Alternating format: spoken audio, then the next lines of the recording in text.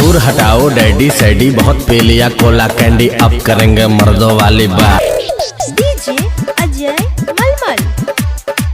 खूब पियेंगे beer share, साथ में लेके सेक्सी डियर, पार्टी चलेगी सारी रात।